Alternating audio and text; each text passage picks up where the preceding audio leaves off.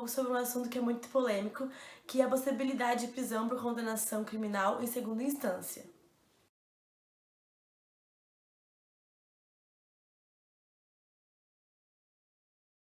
Primeiramente, eu vou explicar o que é instância. As instâncias é como se fossem degraus que uma ação pode subir se uma das partes não se conforma com a sua finalização, que pode ser em forma de sentença ou acordão. Um exemplo é quando propomos uma ação. Ela é protocolada na primeira instância, um exemplo, a vara criminal de determinada comarca. Haverá todo o trâmite da ação e virá uma sentença. Se a parte se conformar, fim, acabou. Se ficar inconformada, irá apelar da sentença e os autos subirão para a segunda instância. Aqui sairá um acordão. Se uma das partes não se conformar, proporá recurso extraordinário. E os autos subirão para a última instância, que será o Supremo Tribunal Federal.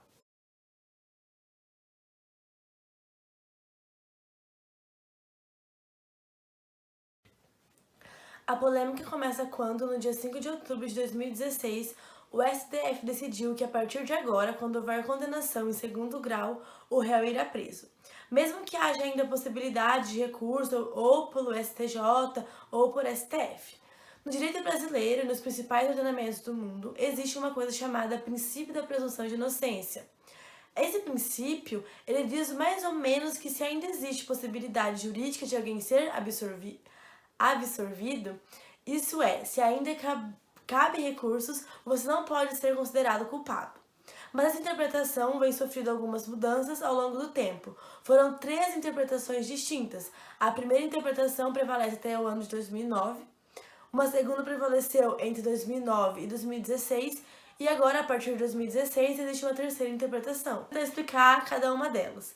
A que durou até 2009 dizia que o Código de Processo Penal de 1941, o artigo 391, dizia que, após a sentença de primeiro grau que considerasse o réu culpado, o réu seria imediatamente preso. Essa, então, era a diretriz que o nosso Código Penal trazia. Com a Constituição de 88 e, finalmente, em 2009, depois do julgamento do HC 84078, que é o habeas corpus, que o STF julgou, um réu somente poderia ser preso e cumprir pena quando todas as possibilidades de recursos fossem esgotadas. Veja que antes o réu ele era preso desde a sentença do primeiro grau. Depois de 2009, ele não só aguardaria em liberdade em decisão de segundo grau, mas também aguardaria liberdade de eventuais recursos do STF e do STJ que poderiam levar anos.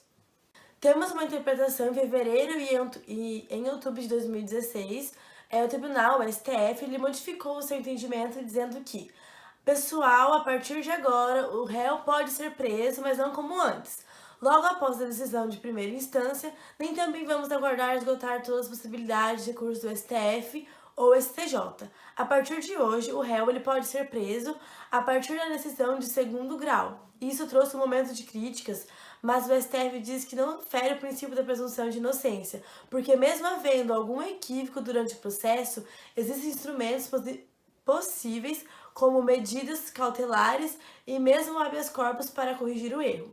Outro argumento favorável é que o nosso ordenamento jurídico, ele sempre existiu prisão antes do trânsito em julgado, com a prisão em flagrante, a temporária e a preventiva. Tribunais superiores, como o STF e o Supremo Tribunal de Justiça, não têm como objetivo julgar o mérito individual de cada caso. Já vimos em post sobre o STF que esse tribunal trabalha para resolver eventuais controvérsias jurídicas que surgem em processos da justiça comum, à luz do que diz a Constituição Federal, ou seja, o objetivo principal é proteger os princípios constitucionais, isso pode apenas indiretamente beneficiar um ou mais réus.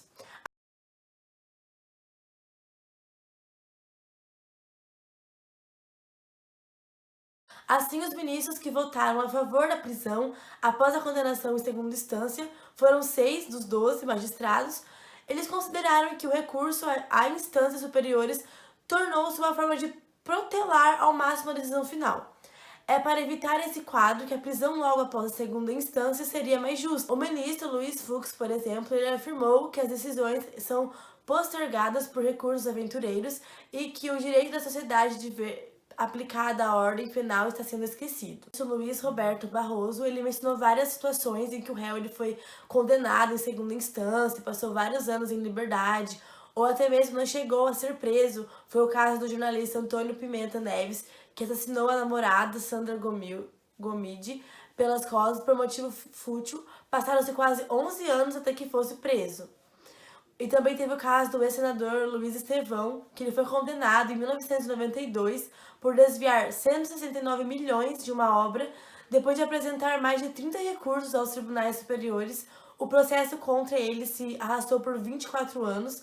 Apenas em 2016 saiu o trânsito em julgado e o parlamentar foi parar na prisão. Em todos esses casos, a condenação em segunda instância ela evitaria a impunibilidade ou a postergação do cumprimento das penas. Resumindo, então, a Constituição ela não diz que o acusado ele poderá ser preso após o julgamento da segunda instância, mas também não diz que somente pode ser preso após o trânsito em julgado na última instância.